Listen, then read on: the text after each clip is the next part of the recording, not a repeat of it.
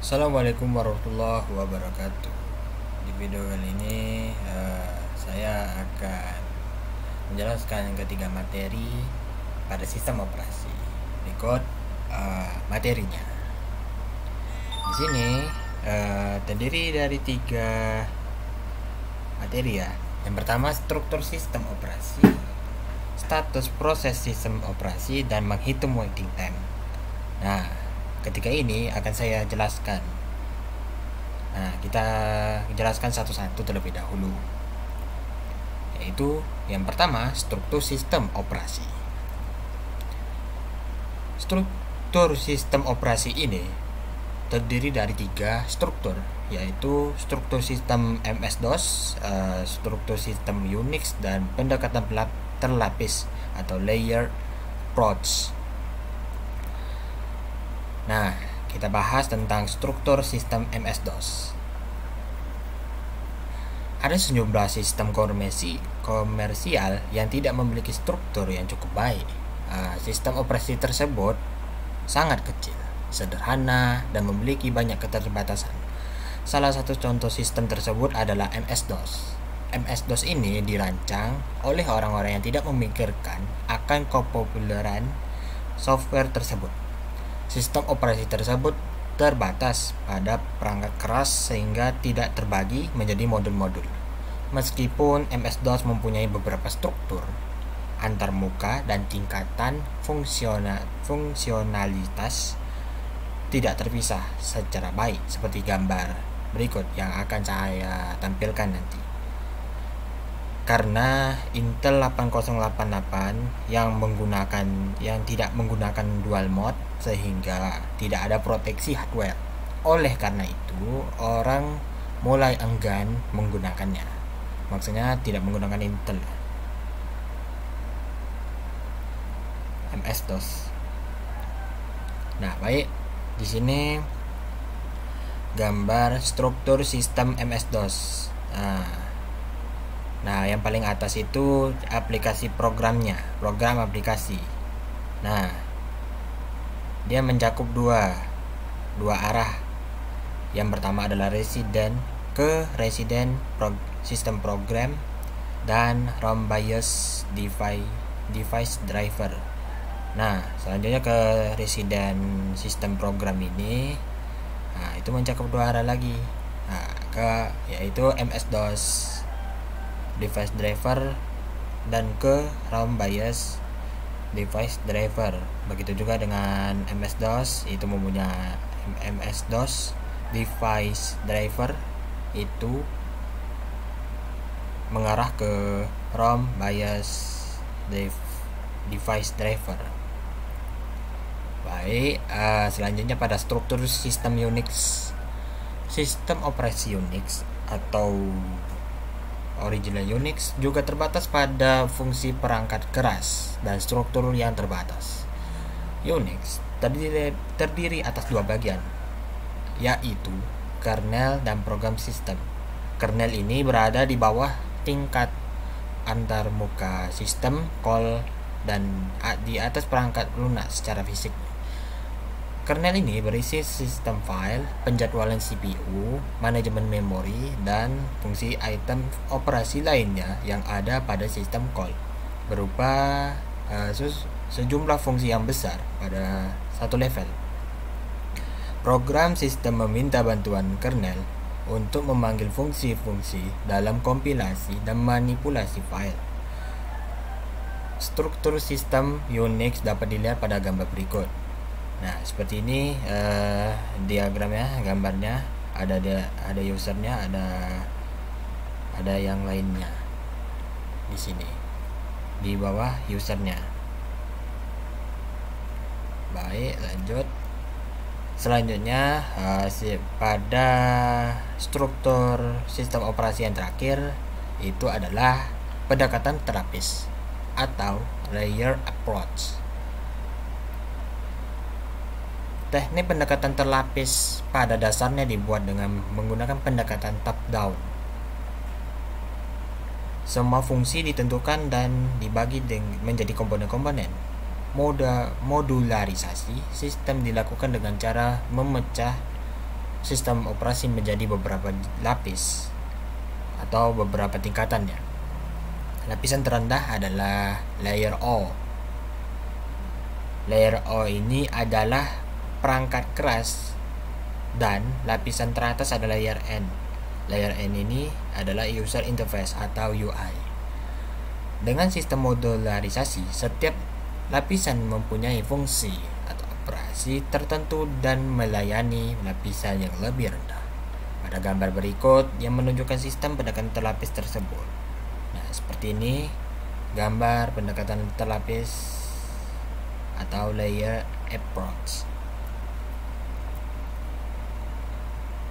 Nah, contoh sistem operasi yang menggunakan sistem ini adalah Unix termodifikasi, THE, Venus, dan OS/2 lapisan. Nah, lapisan pada struktur THE adalah terdiri dari 6 lapis. Kita mulai dari lapis 5 atau yang paling teratas. Dari lapis 5 yaitu user program. Lapis 4 lapisan buffering untuk IO device. Lapis 3 itu lapisan operator console device driver. Lapis 2 itu manajemen memori. Lapisan 1 itu penjawaban CPU, dan lapisan 0 itu hardware atau perangkat keras. Nah, sedangkan pelapisan pada struktur Venus adalah terdiri dari 7 lapis.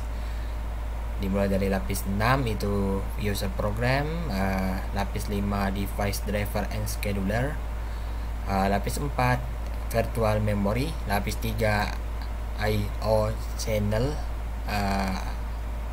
lapis 2 penjadwalan CPU, lapis 1 instruksi interpreter, dan lapis 0 itu hardware atau perangkat keras.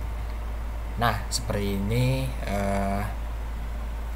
gambar pada contoh sistemnya tadi ya, seperti ini. Nah, selanjutnya kita masuk ke materi yang kedua, yaitu status proses sistem operasi. Nah, pada setiap proses mungkin dalam salah satu dari status berikut. Status itu terdiri dari 5 status. Yang pertama new, running, waiting, ready, dan terminated. New itu proses yang sedang dibuat atau proses baru ya, proses yang baru. Yang kedua running, itu dikerjakan ya, instruksi sedang dikerjakan atau dieksekusi. Waiting itu menunggu beberapa peristiwa yang terjadi. Ready, proses yang sedang menunggu ya, tugas untuk diproses. Terminated nih telah selesai dijalankan proses tersebut.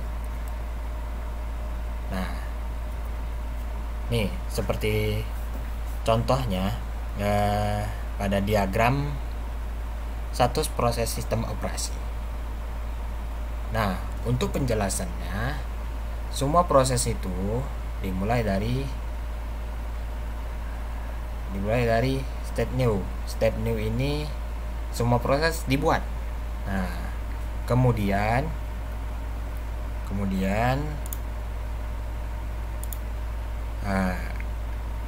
proses yang sudah dibuat tadi itu akan di-admit.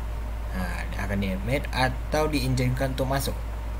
Nah, masuk ke step berikutnya, maka statusnya menjadi ready. Lalu selanjutnya di dalam proses running ini tadi, maka setiap proses ini akan dijalankan. Maksudnya itu setelah dia di start ready, dia akan berjalan lagi ke state running setelah dikirim atau dispatch. Nah, selanjutnya dalam proses running ini, setiap proses ini dijalankan, running ini, ada 3 kemungkinan yang terjadi. Yang pertama adalah timeout. Nah, saya jelaskan timeout itu apa. Jika proses tersebut mengalami timeout, maka dia kembali ke ready. Kembali lagi ke ready. Nah, untuk di running lagi. Misalnya running nih, kembali ke ready, nanti kembali ke running lagi. Nah, itu namanya timeout. Yang kedua adalah event wait. Nah, event wait ini, jika dalam proses event wait ini, maka proses akan masuk ke dalam state waiting. Nah, baru dia menuju ke ready,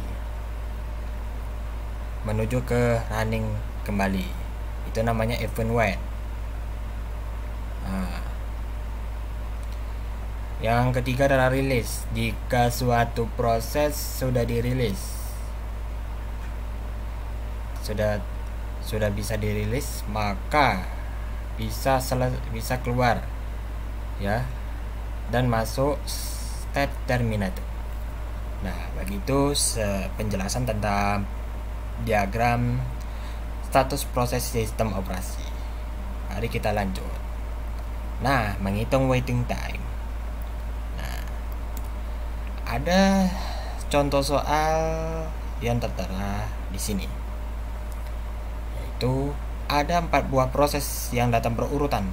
Hitunglah waiting time rata-rata dari keempat proses tersebut dengan menggunakan algoritma. Yang pertama adalah first come first serve service, ya seperti itu, atau lebih disingkat dengan FCFS. Yang kedua shortest job first, atau disingkat dengan SJF. Nah, SJF ini ada 2, yaitu non preemptive dan preemptive. Kemudian yang terakhir round robin.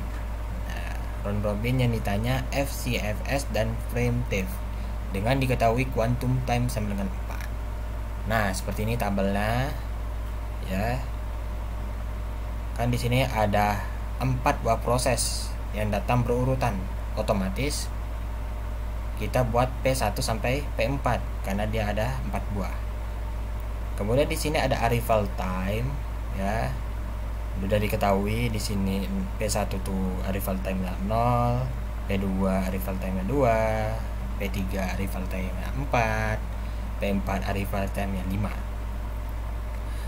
Burst time-nya itu P1 nya 7, P2 4, P3 nya 1 burst time-nya, dan yang ke P4 nya itu burst time-nya 4. Nah, mari kita jawab satu-satu ya.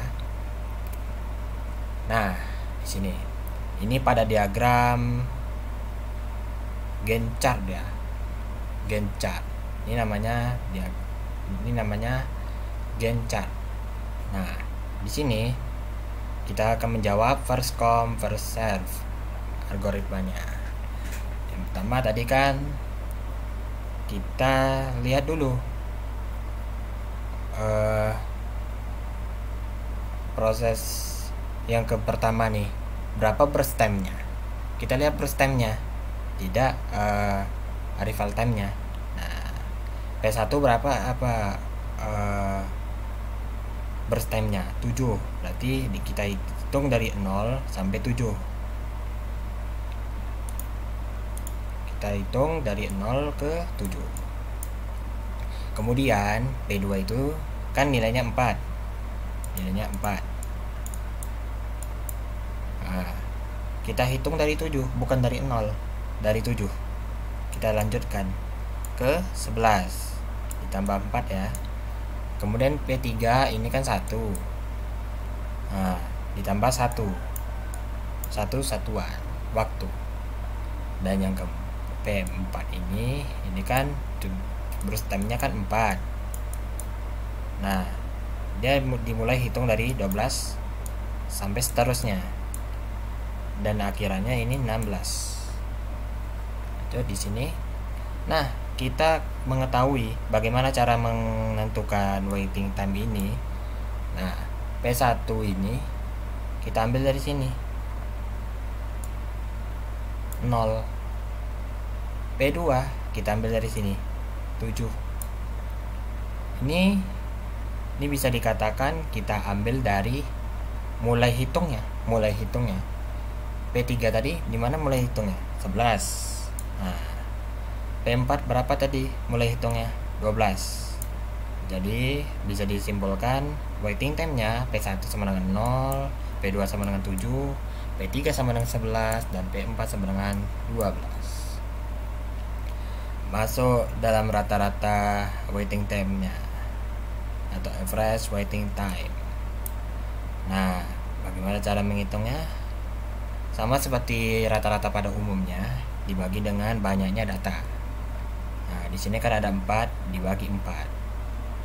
Maka kita tambahkan pertama dulu. 0 ditambah 7 ditambah 11 ditambah 12. Hasilnya adalah 30 kan? 30 dibagi 4. Nah, dibagi 4, maka hasilnya sama dengan 7,5. 7,5 satuan angka. Satuan waktu maksudnya. Maaf. Baik, kita lanjut di sini non primitif. Nah,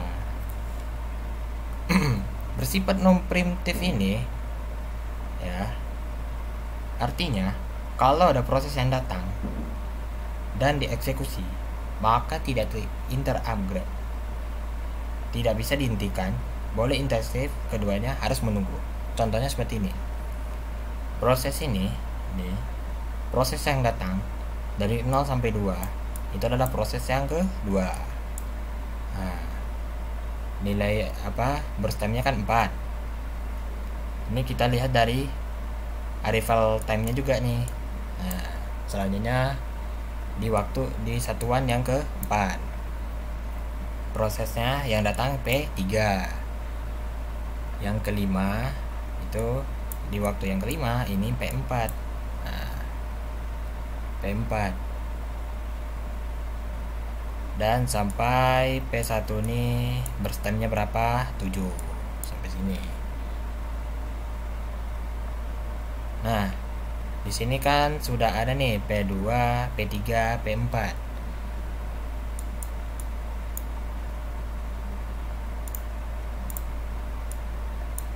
P2, P3 dan P4 di sini tadi. Nah, bagaimana cara mengeksekusinya? Ini kan tadi kan ini bersifat non primitif, tidak bisa di interupgrade, tidak bisa dihentikan. Nah, ini selanjutnya kita eksekusi yang mana? Pertama kita lihat burst time-nya yang paling kecil di antara 3 proses ini yang di bawah ini. Yang mana? Itu P3.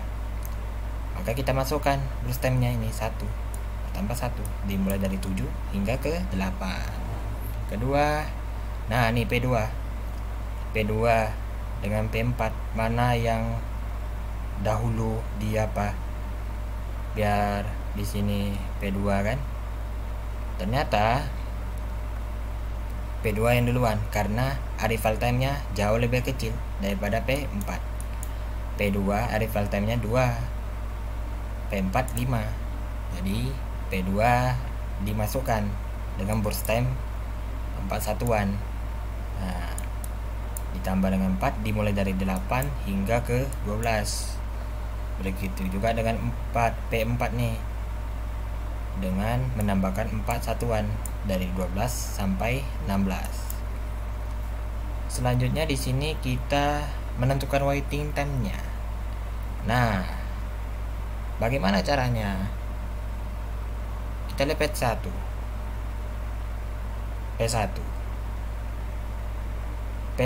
ini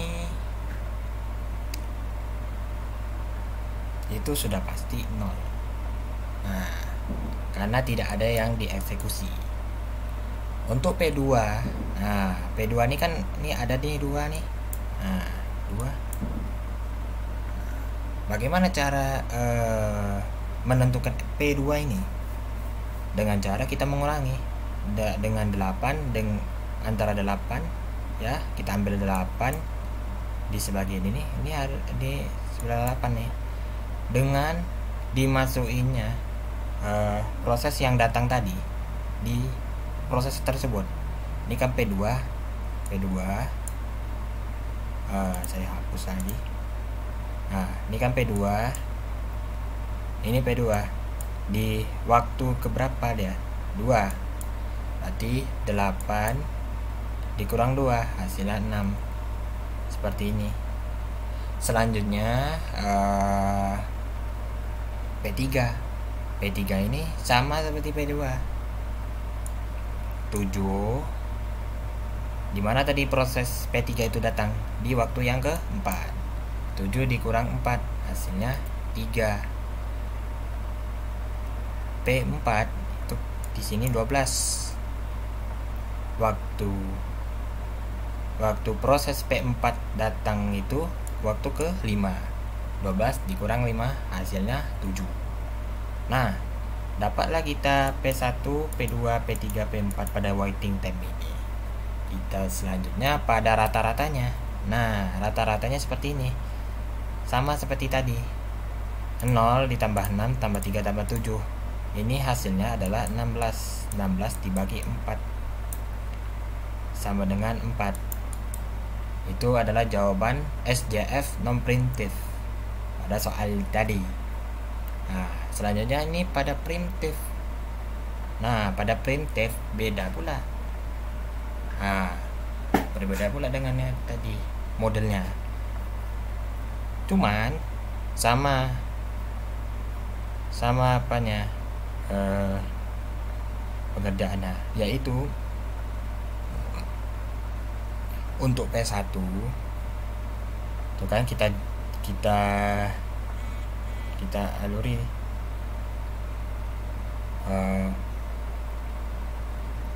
waktunya dulu, satuannya dulu, dimulai dari 2 kan. 2 ini yang datang P2.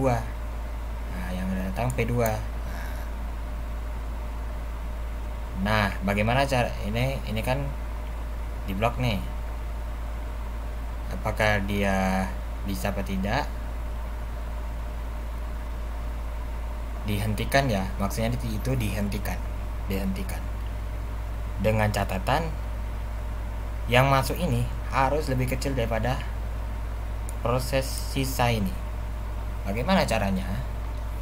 P1 itu kan 7. Sedangkan P2 ini 4. Nah, P1 ini dia masuk P2 proses yang kedua nih pada waktu yang kedua. Maka kita kurangkan 7 kurang 2 sama dengan 5. Nah, P2 dengan nilainya 4 dengan 5 ini kecil enggak? Ternyata kecil. 4 dengan 5. Maka kita masukkan P2 ini ke selanjutnya. Begitu juga dengan masuknya P3 nih. Nah, di waktu yang keempat. Ini kan tadi 2, ini 4. Nah, P3 dengan nilainya 1. P2 ini nilainya 4. Nah, pasti pada pikir ini 4. Padahal kita hitung jaraknya. Dimulai dari 2. Tidak dari 0. Dari 2. 2 ini 0 misalnya. Kita hitung 2 sampai 4 itu 2 satuan. Nah, jadi 4 dikurang 2 hasilnya 2. Nah, 2 sama 1 mana yang lebih kecil? 1 sama 2 kecil dia. Jadi ini bisa ke selanjutnya, dimasukkan ke proses berikutnya. Nah, ini karena 1 langsung ke 5. Masuknya P4. Nah, di sini sudah ada nih pada proses sisa tadi. Ini kita hapus dulu. Nah, dapat disimpulkan kita mendapatkan P1 sisanya tadi 5, P2 sisanya tadi 2, P4 itu tadi baru masuk, tetap dia 4. Baik, Langsung aja kita eksekusi. Bagaimana caranya? Ini pada grand chart ini, grand chart SJF primitif ini, kita menentukan dengan catatan burst time yang terkecil, burst time sisa yang terkecil atau burst time yang terkecil ya, yaitu P2. Kita masukkan P2 ke sini dengan besarnya 2 satuan, hitung dari 5 ke 7. Lalu yang selanjutnya P2 kan dari masukan, tinggal P1 dengan 4. Kita cari yang terkecil, berarti P4. P4 ini kita masukkan dan bertambah sebesar 4 satuan dari 7 ke 11. Selanjutnya ke P1 di sini. Nilainya 5, kita tambahkan aja dimulai dari 11 sampai seterusnya. Ini adalah P1. Ini tadi P4. Ini 2, 3, 2, 1. Baik. Ini sudah kita tentukan ya. Tentukan grand chart dari SJF primitif. Primitif maksudnya. Kita tentukan waiting time-nya. Untuk P1. P1 nih diketahui, kita lihat dari sebelah kiri 0, tidak ada kan. Nanti kita akan tambahan dimulai dari hitung mana sampai ke mana. Kita lihat dari P1 11, kita lihat di sini. Dan P1 ini di mana dia berhenti? Di 2. Ini tergantung pada arrival time-nya juga. Kalau dia 3, maka berhentinya 3 dan seterusnya. Kita kurangkan nih 11 dengan 2, ditambahkan dengan 0. Hasilnya ialah seperti ini. Dan hasilnya 9. Begitu juga dengan P2. P2 ini kan dimulai dari 2. Dari 2 ini otomatis 2 ini 0. 2 ini 0 ya, ini saya tuliskan 0. Ini dia hitungannya, kita ambil dari sini 5. Dan hitungnya di mana dia berhenti P2 nih 4. Berarti dia hitung dari 4 sampai 5. Berarti 0 ditambah perselisihan 2 ini. Seperti ini. Ya, 5 kurang 4 sama dengan 1. Baik juga dengan P3. Karena P3 ini tidak ada pengeksekusian, atau biasanya ini pasangan ya, maka kita tulis 0. Nah, beda dengan P4. Kalau P4 ini tidak ada pengeksekusiannya, tapi ada waktu tibanya, waktu datangnya P4 ini, yaitu 5. Ini ditandai lagi ya, P5 ya, nilainya 5. P4 ini kita di sini 7. Nah, persesiannya dimulai dari hitung 5 ke 7, maka hasilnya 2. Nah, kita cari rata-ratanya dengan menjumlahkan P1, P2, P3 dan P4 tadi.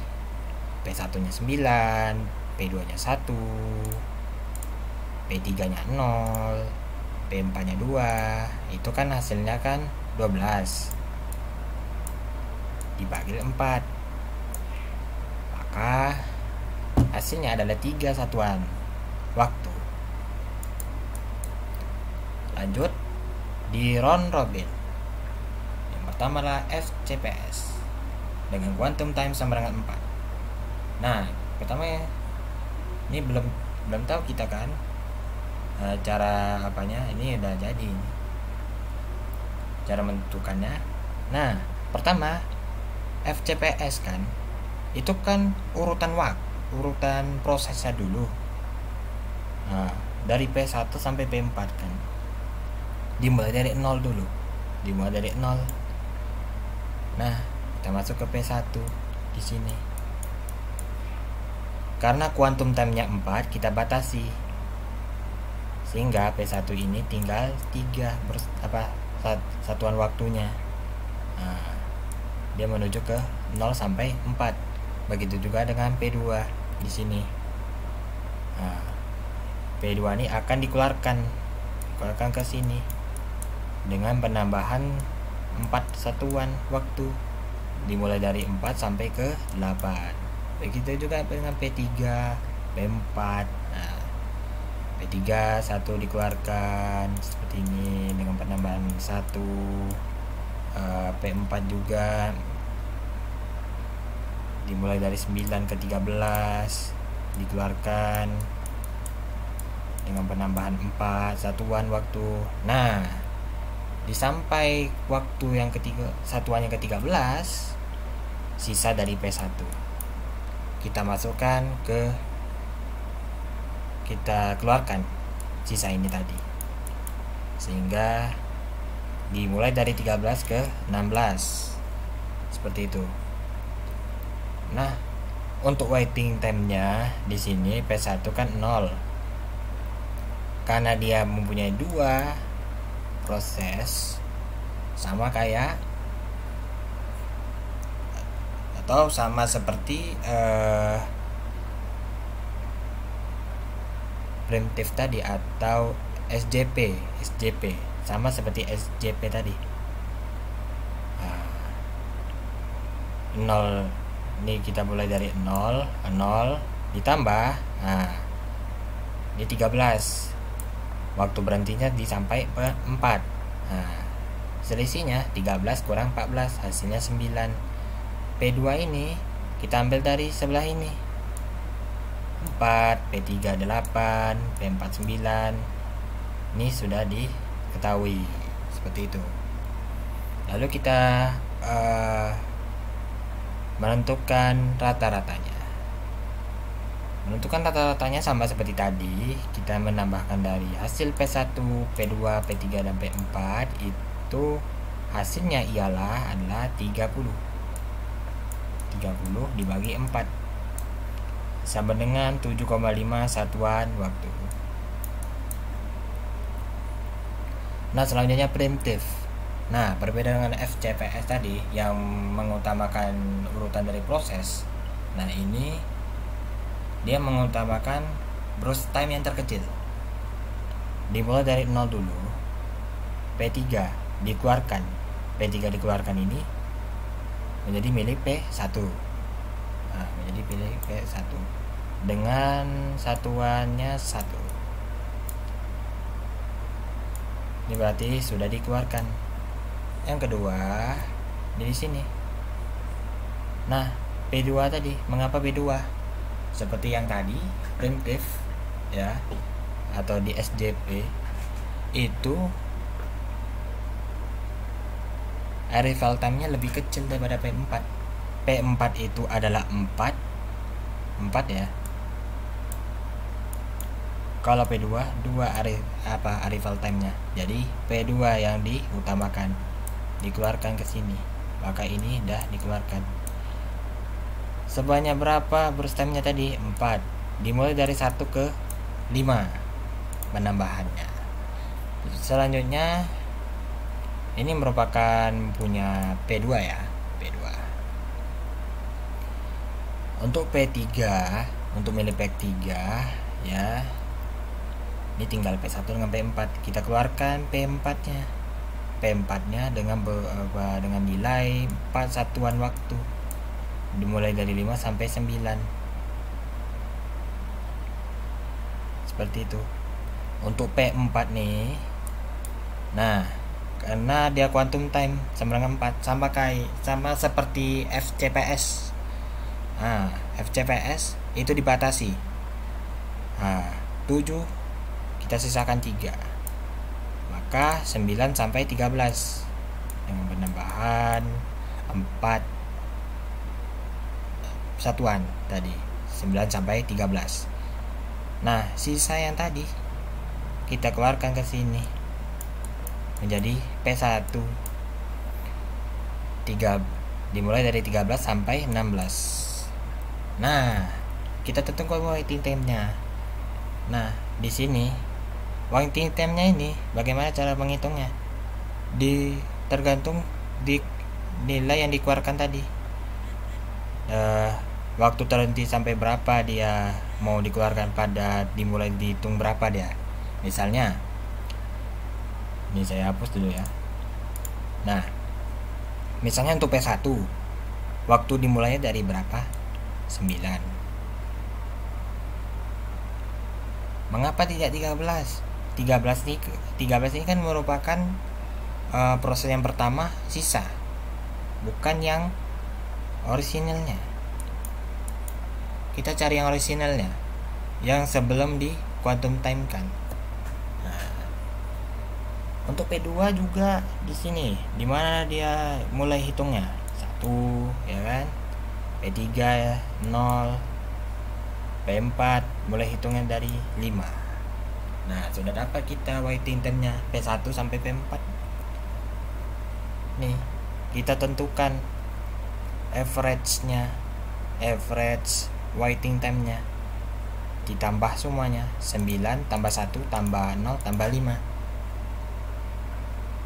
Hasilnya adalah 15 dibagi 4, maka hasilnya 3,75 satuan waktu. Terima kasih kepada semuanya. Mohon maaf jika ada kekurangan. Saya akhiri.